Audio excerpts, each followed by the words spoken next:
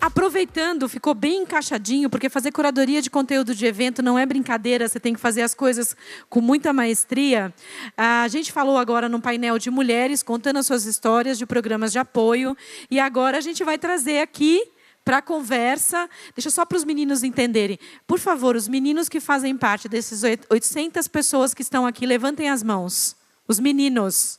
Olha para trás, Juliano. 2 não vale. Nós temos aqui 800 mulheres empreendedoras, super assim, abertas, né, meninas? Receptivas para conversar com eles. Então, eu queria chamar agora a mediadora do nosso próximo painel, a Adriana Carvalho, uma querida da ONU Mulheres. Por favor, Adriana, vem aqui. Você que vai ter a missão de falar com esses meninos. Eu já combinei com ela várias perguntas difíceis. Mentira, gente, meninos, calma. Não, amor, coração por vocês. Adriana, por favor. A gente gosta deles, não, é he for she, né? Não é só she for she.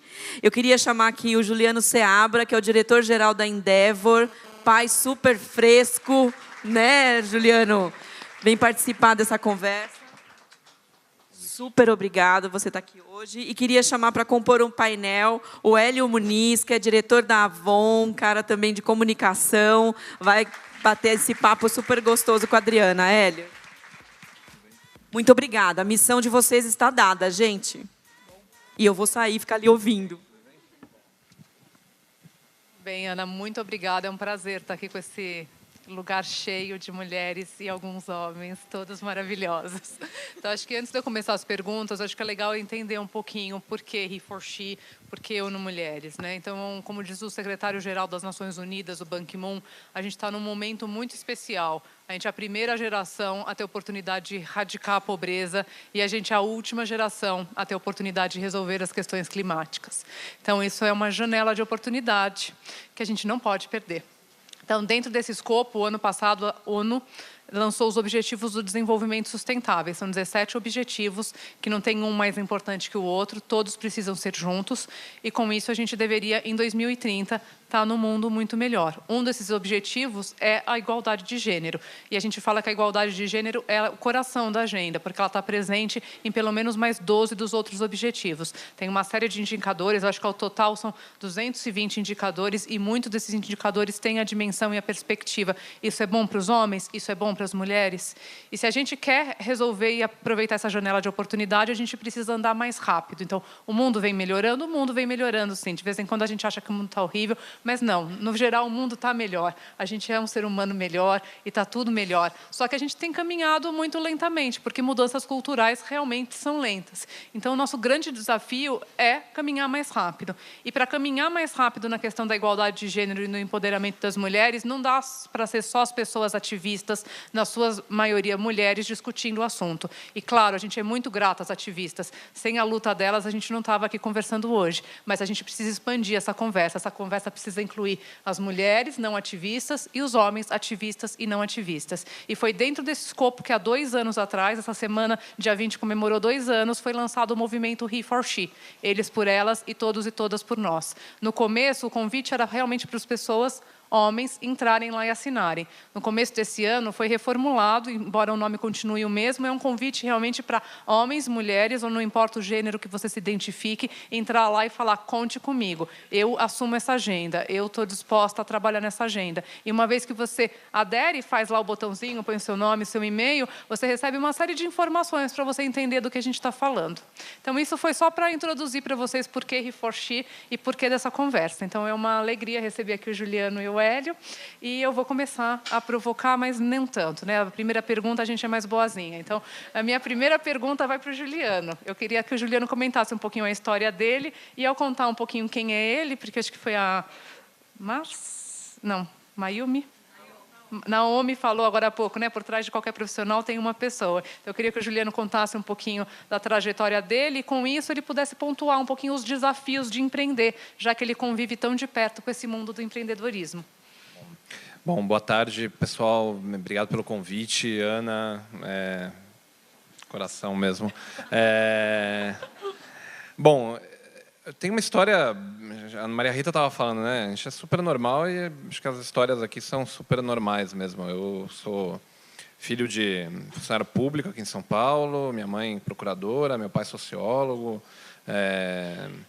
Tive a sorte de estudar em escola particular, fiz minha faculdade de Relações Internacionais, porque eu sonhava em ser diplomata. Quando eu estava no terceiro ano da faculdade, eu descobri que essa coisa de ser diplomata não ia funcionar comigo, porque eu não conseguia me imaginar tendo que defender uma posição ideológica que eu não conseguiria compartilhar no coração.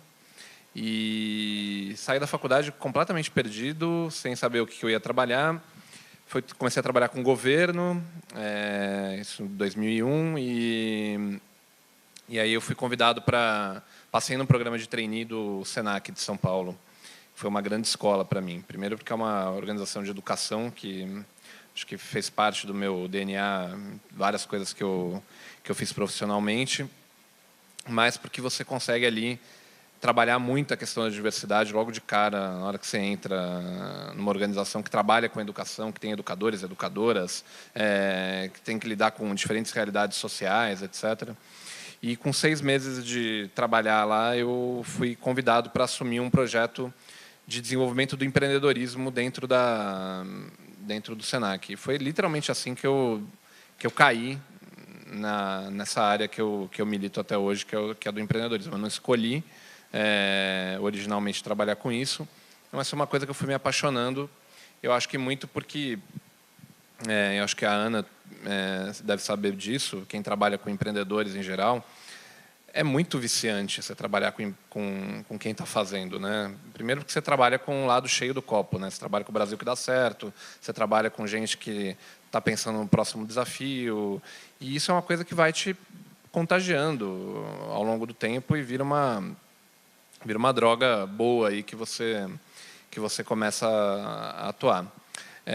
Eu comecei trabalhando com isso, fiquei 7 anos no Senac. No Senac eu conheci a Endeavor, que é a organização que eu dirijo hoje, e sempre achei a Endeavor uma coisa, de um lado, um clubinho meio de elite, porque você não conseguia muito acessar a organização, você tinha pouco contato com os empreendedores, era só um grupo pequeno de empreendedores que eram apoiados pela Endeavor. E em 2009 eu tive a oportunidade, fui fazendo outras coisas profissionalmente, em 2009 eu tive a oportunidade de me juntar ao time da Endeavor. E aí eu abri mão de um monte de coisa na minha carreira. Eu estava com a carreira razoavelmente encaminhada, tinha saído do Senac, era sócio de uma consultoria, para abraçar a ideia de que, primeiro, voltar a trabalhar com empreendedorismo era algo que me preenchia. Então, para mim, isso é algo que me faz bem até hoje. Segundo, trabalhar numa organização que trabalha num nível de excelência de empreendedores tão alto que não é possível que você não aprenda muitas coisas ali, que você não aprofunde a tua rede de contatos, que você não saia dali uma pessoa, um profissional muito melhor. Montei todos os programas de educação da Endeavor, pelo menos os mais recentes. E em 2013 eu assumi a direção geral. No meio desse caminho todo, desde que eu assumi a direção geral da Endeavor, assumi em janeiro, minha mulher engravidou em fevereiro, da minha primeira filha, que nasceu em novembro de 2013, e literalmente 8 dias atrás nasceu o meu segundo filho, que é o Antônio. Então eu estou literalmente zonzo, eu vim aqui só por sua causa, Ana.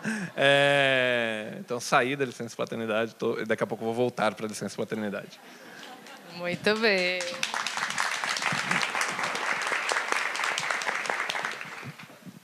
Hélio, conta agora um pouquinho para a gente da sua trajetória.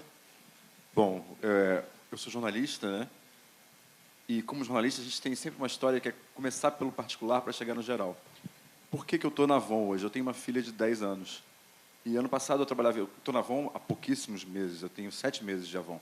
Eu era diretor de uma empresa de alimentos, do McDonald's, até ano passado, e tenho uma filha de 10 anos. E ano passado eu fui impactado por uma pesquisa que o Instituto Avon fez sobre violência contra a mulher nas universidades. E aquilo me surpreendeu tanto, eu nunca imaginei que um ambiente universitário pudesse ser um lugar onde se praticasse tanta violência contra a mulher em forma de trotes, em forma de discriminação. Isso me incomodou profundamente. E aquilo ficou marcado na minha cabeça. Quando eu fui procurado pela Avon para começar uma negociação para ir para lá, eu já fui completamente comprado pela ideia de trabalhar numa empresa que produz conteúdo por esse motivo. Então, eu acredito que a gente chega num certo momento da vida da gente que deixar um legado, fazer diferença é mais importante do que qualquer outra coisa. E isso eu estou vivendo na Avon, esse tipo de ideia. Lógico, o objetivo da companhia é vender batons, é fazer a beleza que faz sentido, mas a gente também tem um objetivo de, há 130 anos, somos a companhia que tenta empoderar as mulheres. Se você pensar que quando a Avon começou, uma mulher trabalhar fora equivale hoje a um homem usar saia. É uma coisa tão transgressora. Você pode imaginar que é transgressor uma mulher trabalhar? Você pode imaginar que é transgressor uma mulher votar? Isso há 130 anos era. Então, desde essa época, a Avon tenta dar poder para as mulheres em forma de independência, de autonomia.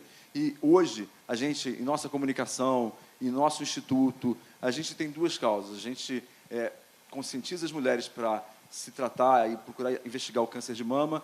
E a outra causa do Instituto Avon é lutar contra a violência contra as mulheres. E isso, para a gente, é muito importante.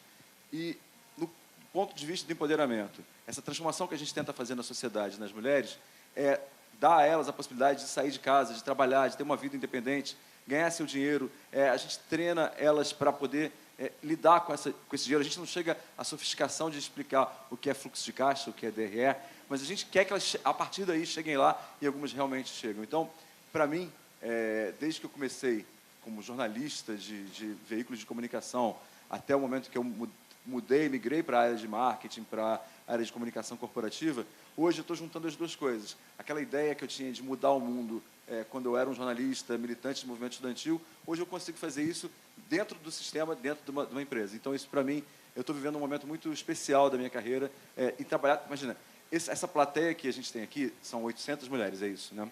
É isso que semana passada 5 homens. Eu passei 3 dias... Obrigado por reforçar. Nós passamos 3 dias em Atibaia com 800 mulheres e uns 50, 80 homens, basicamente organizando o evento, que era o nosso evento, a convenção de vendas de gerentes de setor da Avon de todo o Brasil. Então, eu passei 3 dias um pouco mais barulhento que isso, porque era gritos e cantoria o tempo inteiro, jingle e tal, mas é uma energia que e foi a minha primeira convenção. O presidente da empresa falou assim, e aí, o que você está achando? Eu falei, caramba, é energia demais para mim, assim, é muita coisa, mas é muito legal. É muito, assim, pessoas que realmente querem sair dali, transformar outras mulheres, fazer uma cadeia de transformação. Isso, para mim, é muito legal. E outra coisa interessante de lembrar é que, na minha última pergunta, da minha última entrevista com o presidente da Avon da América Latina, ele perguntou assim, cara, essa empresa é uma empresa feminista. Tudo bem, você se vê trabalhando numa empresa feminista? Eu falei, nunca pensei nisso, mas me vejo. E eu estou gostando dessa experiência. Isso, para mim, é transformador.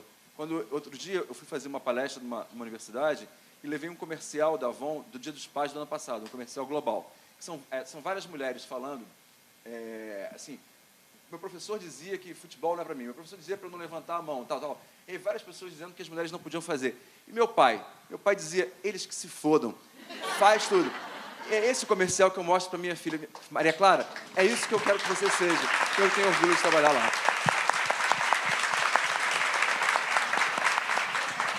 Eu quero ser esse pai. Muito bem. Então, agora vamos um pouquinho aqui para o Juliano de novo. Juliano, convivendo com os empreendedores e com as empreendedoras, você vê alguma diferença? Quais são os desafios comuns? Quais são os desafios diferentes? Essa é uma pergunta... mais difícil para as empreendedoras? Pergunta difícil. Essa porque... Por duas razões. A primeira, porque as poucas empreendedoras que a gente apoia diretamente, elas... Você percebe naturalmente a necessidade de equilíbrio familiar muito mais evidente ali. Ela é mãe que acabou de ter filho, ela precisa equilibrar isso de algum jeito. Isso faz com que, até às vezes, a lógica do negócio, às vezes a forma o que a gente cobra do empreendedor tem que ser um pouco diferente, porque tem alguns momentos em que a escolha é muito clara e a gente não vai ficar puxando o empreendedor para se matar pelo negócio se ele precisa se matar pela família, em alguns momentos.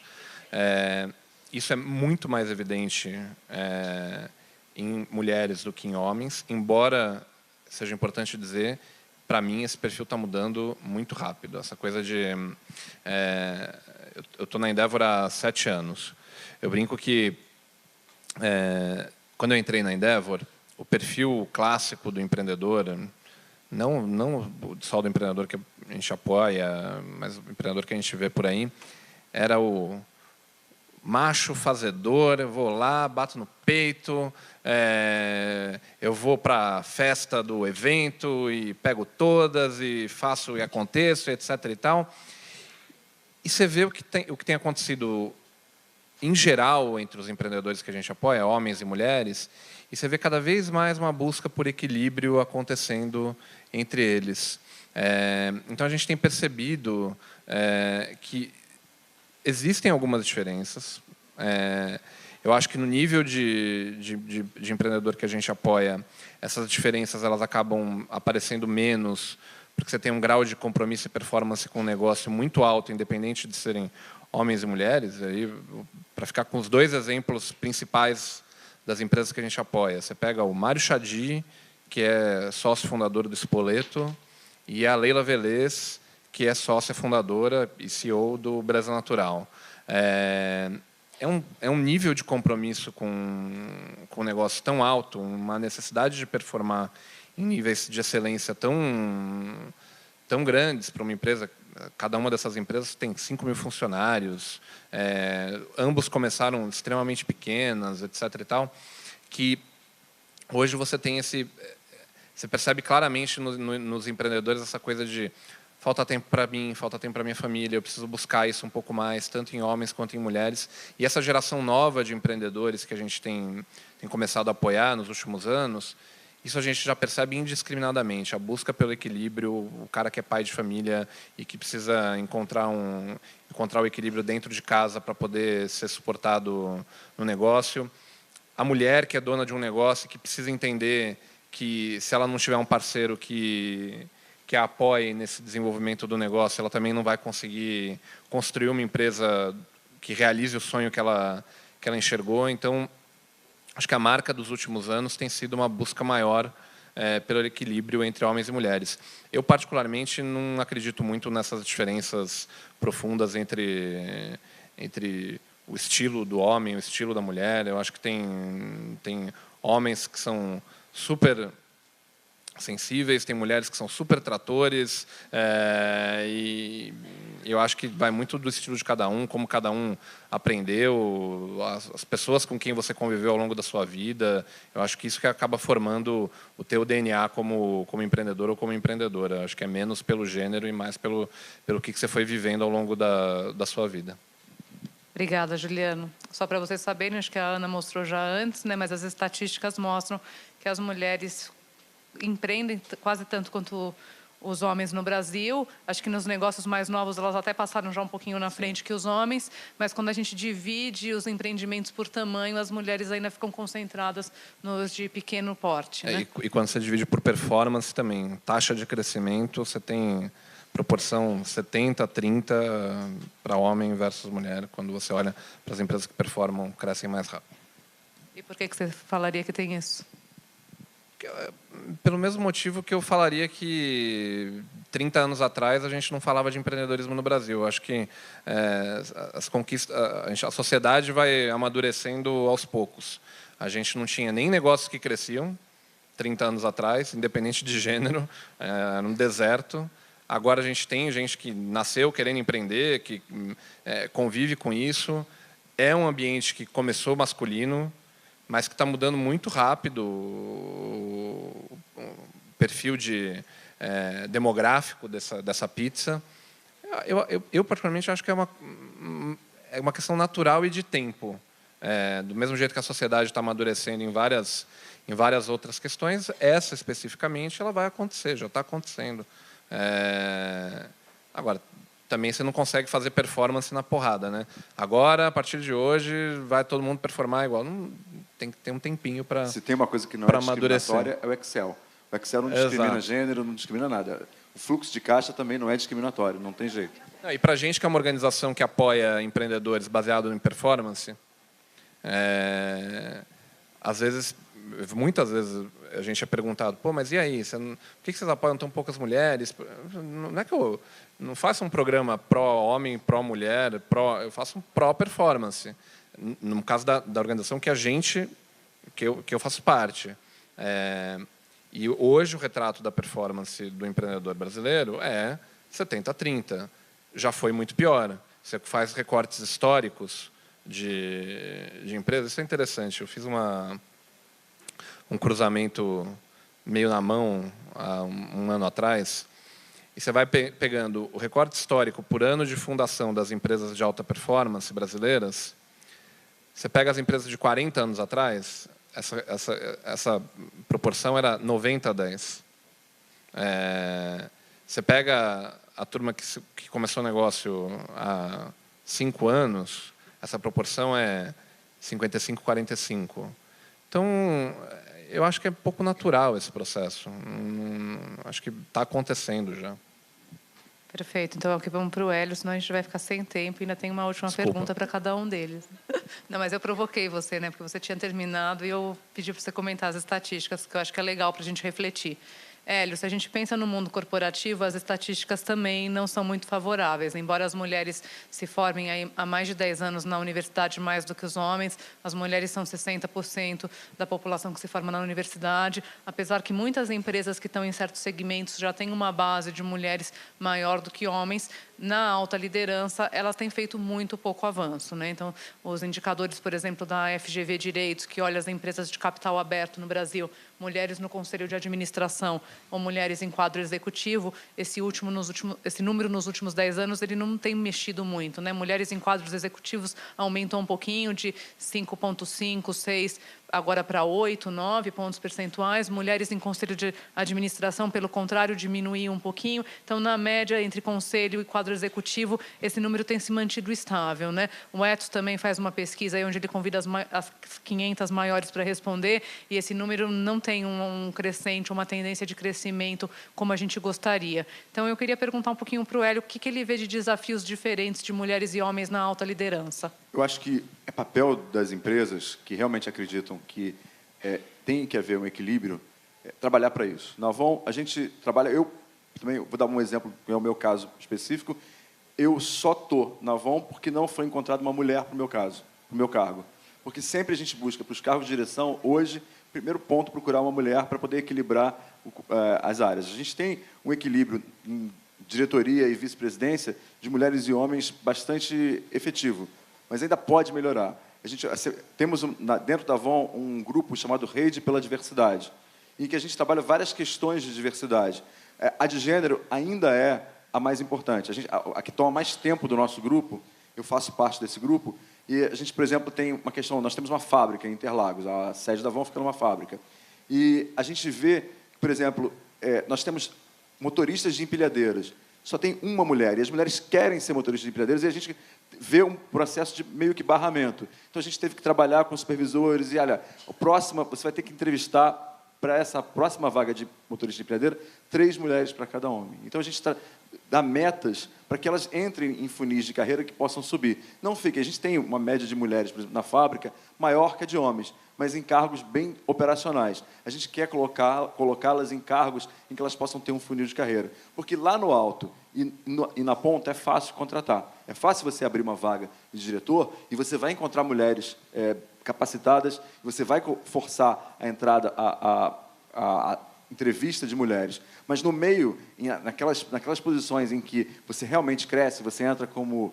auxiliar para poder chegar a um supervisor ou um gerente, nesse meio a gente sentiu que a gente tinha poucos corredores de carreira para a mulher. E estamos trabalhando nesse sentido. E acredito, pelo que eu vejo em fóruns de discussão sobre o tema, que muitas empresas estão fazendo isso. É lógico que ainda existe um preconceito, ainda existe aquela questão da mulher ganhar menos que o homem para fazer a mesma coisa. A gente tenta investigar isso, a gente tenta ir em nossa folha para ver se esse tipo de coisa acontece, para poder corrigir isso. Eu acredito, como o Luciano falou, que é um movimento da sociedade. A gente vê, até como participante de movimento estudantil de muitos anos atrás, Primeiro acontece uma vanguarda, são os ativistas, que fazem um barulho enorme. Esse barulho hoje, ele é um barulho que a sociedade da informação, ele chega muito rápido em todo mundo. Então, as empresas, elas são impactadas por isso, porque se eu estiver falando com vocês uma coisa, eu falo, olha, Avon, tem as mulheres e tal, aí vocês estão aí no seu celular pesquisando Avon e descobrem que, nesse mesmo segundo, não, Avon tem 80% de homens e 20% de mulheres. Não dá mais tempo da gente falar uma coisa e fazer outra. Não dá mais tempo, a sociedade, vocês mulheres, a sociedade como um todo, não permite mais que esse preconceito vai continuar por muito tempo. Então, a pressão em cima das companhias, que as companhias, é óbvio, elas se movem mais lentamente do que a sociedade. As companhias não estão na vanguarda do comportamento. As companhias, elas seguem o movimento da sociedade. Só que o movimento da sociedade hoje, ele é muito mais rápido do que era há 20 anos, há 10 anos, há 50 anos. Então, essa sociedade de informação que a gente tem, essa capacidade de transferir dados e de não aceitar mais certo tipo de preconceito, certo tipo de atitude, faz com que rapidamente as empresas se olhem, opa, não posso ficar parado nisso, eu tenho que entrar nesse fluxo. Então, eu acredito, assim, tenho uma visão otimista sobre esse tema, mas eu acredito que, mais rapidamente do que antes, esse desequilíbrio vai ser corrigido. Ou, se não for, a briga vai ser grande, porque ninguém mais fica quieto com isso, né? Com certeza. E agora eu deixo a minha pergunta final e eles podem escolher quem quer responder primeiro. Por que um mundo onde homens e mulheres têm mais oportunidade, têm as mesmas oportunidades, né? A gente tem a igualdade de gênero, é bom para os homens?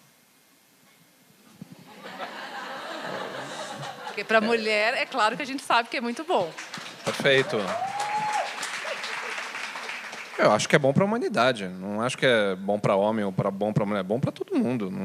Por que é bom para a humanidade? Eu não consigo imaginar. Eu que trabalho com uma coisa que é... A gente que trabalha, né, com empreendedorismo, a gente trabalha com uma coisa que é a coisa talvez mais bacana, que é a capacidade do ser humano de construir alguma coisa. De tirar uma coisa do papel, usar o seu coração para transformar uma realidade, para engajar pessoas, para... Isso não tem gênero, desculpa. Então, acho que uma sociedade que tem oportunidades para todo mundo, ela é boa para todo mundo. Não acho que é ruim para homem porque é bom para mulher e bom para homem porque é ruim para mulher. Acho que é bom para todo mundo quando todo mundo tiver a possibilidade de desenvolver um negócio, desenvolver seu potencial como empreendedor, como executivo, como o raio que a pessoa quiser ser, porque ela foi lá e era isso que ela queria. Então, eu não consigo... Para mim, é um falso dilema, de verdade. O Tom Jobim tem uma frase, uma música, é impossível ser feliz sozinho. Não adianta... Um mundo em que só eu tenha poder, só eu mande, só eu fale, só eu tenha discurso, é um mundo chato. O mundo mais equilibrado, seja socialmente, seja de gênero, é um mundo melhor. É melhor para fazer negócio, é melhor para trabalhar, é melhor para se divertir. É um mundo mais possível. Se a gente caminhar para o desequilíbrio ele torna a convivência impossível. E acho que a gente caminhar para um mundo mais equilibrado, com mais vozes, não só de gênero, mas de todo tipo de voz mesmo, que a gente tenha várias opiniões, é melhor para um ambiente de negócios, é melhor fazer negócios, é melhor desenvolver produtos se você tem milhões de pessoas querendo coisas diferentes. É melhor pensar em marketing se você tem milhões de pessoas para atingir, mas de uma maneira diferente, se você consegue se diferenciar disso. Num mundo em que é desequilibrado, em que só a minha voz vale, em que só a minha voz ou a voz de outra pessoa valha, esse mundo não é bom para nada. Assim, esse mundo não vai chegar a algum lugar. Então, por isso, eu acho que a gente está chegando a algum lugar justamente por essa pressão social que a gente tem para resolver os desequilíbrios, para não deixar barato quando esses desequilíbrios acontecem. Então, eu acho que é por isso que a gente está num rumo, mesmo que seja lento, mas contínuo, em busca de um mundo melhor. Se eu puder complementar, eu acho que tem uma coisa que é importante, que assim, eu acho incrível que a gente esteja aqui num evento com 800 mulheres e 5 homens. Agora, é super importante, e aí eu falo... porque esses dias eu dei uma entrevista para o Estadão, para um programa que a gente faz junto com o BID, o BID faz, na verdade, a gente apoia em algumas coisas para a população negra, e o repórter conversando comigo, ele me perguntava, não, mas você não acha que é importante esses programas? Eu acho super importante, mas eu acho que vai ser mais importante quando a gente conseguir fazer com que este fórum aqui para ficar no grupo que a gente está, ocupe espaços que hoje são majoritariamente masculinos e que comecem a se misturar. Eu acho que a riqueza e a história bacana que a gente vê dos empreendedores e empreendedoras que a gente apoia mora justamente na capacidade que esses empreendedores fizeram de ir cruzando as suas barreiras. Porque tem um monte de telhado de vidro na sociedade. Tem de gênero, tem de raça, tem de classe social, tem de formação, escolaridade, região que você começou a montar teu negócio. E eu acho que parte um pouco da gente, de cada um de nós, buscar essa capacidade de ir quebrando esses telhados de vidro e ir participando de outros fóruns, de outros grupos, e permitir com que esse aqui, que é um sistema de suporte, ele permita que você dê um outro salto e que você frequente outros grupos, outros fóruns, etc. e tal, porque vocês vão perceber que as mesmas fraquezas e as mesmas dores que vocês, como empreendedoras, sentem, tem um monte de gente do outro lado sentindo também. Então, por que não falar sobre isso, todo mundo junto e misturado? Perfeito, super obrigada. E se eu suei aqui como era um dilema, não era, na verdade. Quando a gente fala um mundo pela igualdade de gênero, sim, é um mundo melhor para todo mundo, porque quando a gente não está preso numa caixinha, seja as mulheres na caixinha do privado, que coisa de cuidado é só de mulher, seja os homens na caixinha do público, que provê a casa é só papel de homem, né? Ambos têm a oportunidade de curtir coisas muito diferentes na vida. Os homens, por exemplo, ficam de licença paternidade e podem curtir os seus filhos e cuidar, né? A gente, como sociedade, pode valorizar mais o cuidado, né? A gente fica numa sociedade onde o masculino não tenha uma valorização muito maior do que o feminino, né? E todos nós podemos ter os nossos lados masculinos e femininos. Então, foi um prazer. Convido a todos e todas para entrarem no www.he4she.org e entrarem lá e fazerem parte do time com a gente. Obrigada. Obrigado.